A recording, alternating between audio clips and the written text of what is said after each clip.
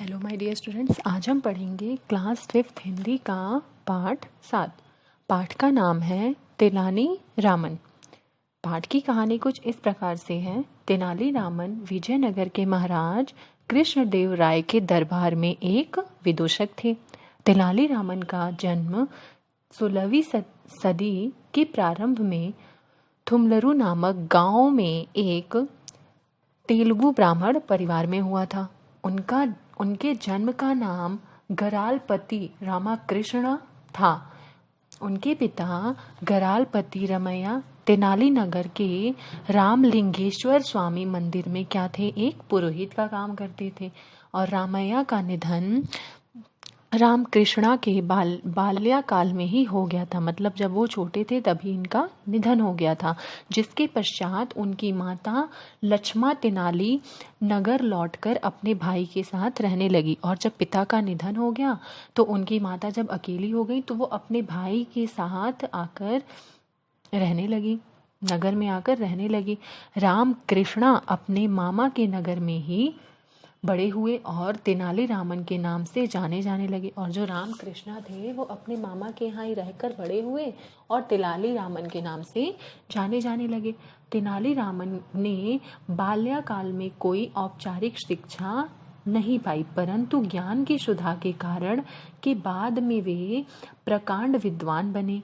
एक सुपरिचित लोक कथा के अनुसार शैव होने के नाते तेनाली रामन को वैष्णव विद्वान अपना शिष्य बनाने से इनकार करते थे। एक बार जब वे मारे मारे फिर रहे थे तब एक मुनि ने उन्हें माँ काली की साधना करने का सुझाव दिया। तेनाली रामन की भक्ति से प्रसन्न हो काली ने उन्हें दर्शन भी दिया। माँ काली ने उन्हें दर्शन दिया और रामन को 2 कटोरे दिए। और उसके बाद काली ने उन्हें दर्शन देकर उनको 2 कटोरे दिए। पहले कटोरे में दही था जो धन के लिए था। जो पहला कटोरा था उसमें दही भरी थी और उस कटोरे को लेने से धन मिलता, धन के लिए था। और दूसरा कटोरा और वह दूसरे कटोरे में दूध था जो बुद्धिमता के लिए था। जो किसके लिए था? दूसरे कटोरे में दूध था जिसको लेने से बुद्धि मिलती। देवी ने रामन से कहा कि कोई एक कटोरा ले लो। तो रामन ने क्या किया? दोनों ही ले लिए, जिससे रामन महाधनवान व महाबुद्धिमान बन गया। उन्होंने दोनों कटोरे ले लिए। तो दोनों कटोरे लेने से एक में धन था और एक में बुद्धि थी। ठीक है, तो उन्होंने दोनों कटोरे ले लिया, मतलब कि वो बुद्धिमान भी हो गया और धनवान भी हो गया। तेनाली रामन ने हिंदू धर्म पर रचनाएं की हैं। रामन की पत्नी शारदा और पुत्र भास्कर था। उनकी पत्नी का नाम शारदा था और उनके पुत्र का नाम भास्कर था। रामन का परम मित्र गुडप्पा था। तेनाली रामन एक विदूषक ही नहीं थे, वह तेलुगु भाषा के प्रसिद्ध कवि भी थे। विदूषक के साथ साथ वे एक तेलुगु भाषा के एक प्रसिद्ध कवि भी जाने जाने लगे। तेनाली रामन ने विजयनगर के महाराज कृष्णदेव राय के बारे में बहुत कुछ सुन रखा था। उन्होंने वहां जाने का निर्णय किया था। उन्होंने सुना था कि वहां के जो महाराज कृष्णदेव हैं वो बहुत अच्छे, मतलब उनके बारे में बहुत प्रशंसा सुनी थी, इसलिए वो वहां जाने का निर्णय कर लिए। वो निर्णय कर लिए थे कि वो वहां जरूर जाएंगे उनसे मिलने। उन दिनों महाराज कृष्णदेव राय ने कुछ विद्वानों की सभा बुलाई थी। रामन भी इस सभा में जा पहुंचे। सभा में वाद विवाद हो रहा था। एक विद्वान कह रहा था, हम संसार में नाना प्रकार की वस्तुएं देखते हैं। वहां पे जो सभा पहुंचे तो सभा में जैसे वाद विवाद होती है वैसे वाद विवाद हो रही थी। तभी वहां रामन गए और उन्होंने क्या सुना, मतलब वहां पे सभा में कुछ वस्तुएं, वो वाद विवाद हो रहा था, उससे सुना कि एक विद्वान उसमें कह रहा था कि संसार में नाना प्रकार की वस्तुएं देखते हैं, जैसे पेड़ पौधे, पशु पक्षी आदि। ये सब ऐसी नहीं है जैसे दिखाई देती हैं, हम केवल इन्हें ऐसी मान लेते हैं। जबकि दूसरा विद्वान इस बात पर विचार कर ही रहा था कि अचानक रामन खड़ा होकर क्या बोले। उन्होंने इस विद्वान से पूछा, मान लीजिए हम कोई चीज खाना चाहते हैं।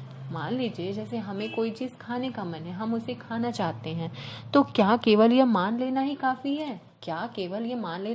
कि हमें अगर फल खाने हैं, हमें सेब खाना है, तो हमें सेब खाना है, तो खाना है तो मतलब उसको हम खाएंगे ना कि बस मान लेंगे।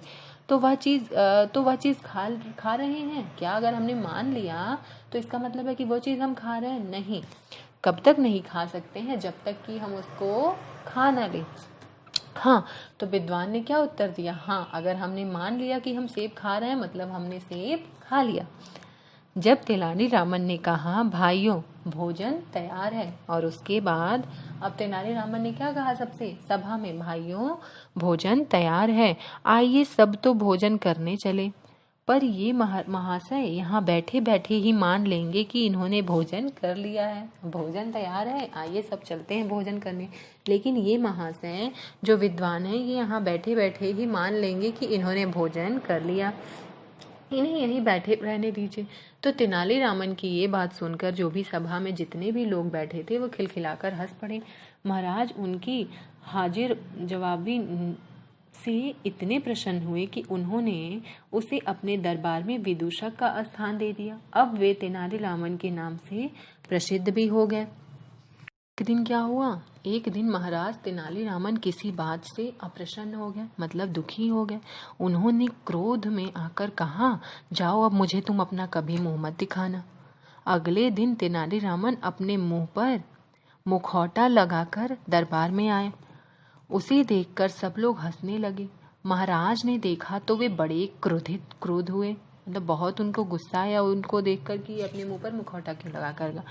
उन्होंने अपने सिपाहियों को आज्ञा दी कि इसे ले जाओ और जेल में बंद कर दो। और वो इतने ज़्यादा क्रोधित हो गए कि उन्होंने अपने सिपाहियों को आज्ञा दी कि इसे ले जाओ और जेल में बंद कर दो। तभी तेनालीरामन ने नम्रता से कहा, अपराध क्षमा हो महाराज, मैंने तो आपकी आज्ञा का ही पालन किया है। मैं तो अपने मुंह पर नकली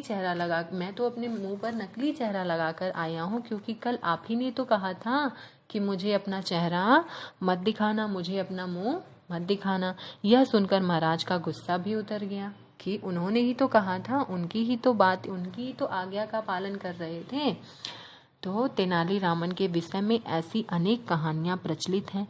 एक बार की बात है, महाराज कृष्णदेव राय अपनी प्रजा का हाल जानने के लिए राज्य के विभिन्न भागों में जाना चाहते थे। सभी दरबारी चाह रहे थे कि महाराज उन गांवों में जाएं जिनकी दशा अच्छी है, या उनके गांव में जाएं, इससे उनके गांव की मदद हो जाएगी और गांव वालों पर उनका रोब भी पड़ जाएगा। एक मंत्री बोला, महाराज इस बार आप मेरे गांव चलिए। महाराज सोचने लगे कि आखिर किस गांव में जाया जाए।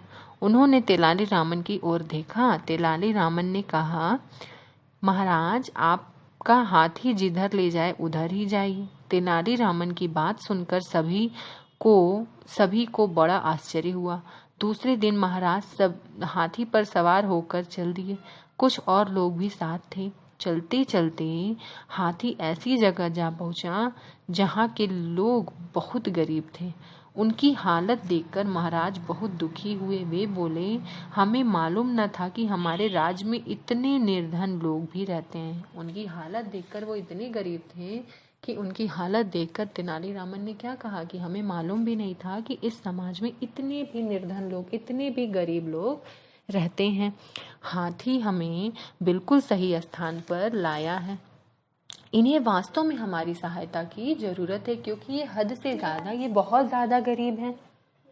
आज की बात सुनते ही महावत ने अपनी चादर उतार फेंकी। तेनालीरामन को देखकर सब लोग चकित रह गए। क्यों चकित रह गए? महाराज मुस्कुराकर बोले, अच्छा तो हाथी को तुम यहाँ लाए थे। विजयनगर के राजपुरोहित तथाचार्य तेनालीरामन ने बहुत शत्रुता रखते थे। जो विजयनगर के जो राजपुरोहित थे वो तेनालीरामन से बहुत शत्रुता, मतलब उनसे एक तरह से दुश्मनी रखते थे, शत्रुता रखते थे।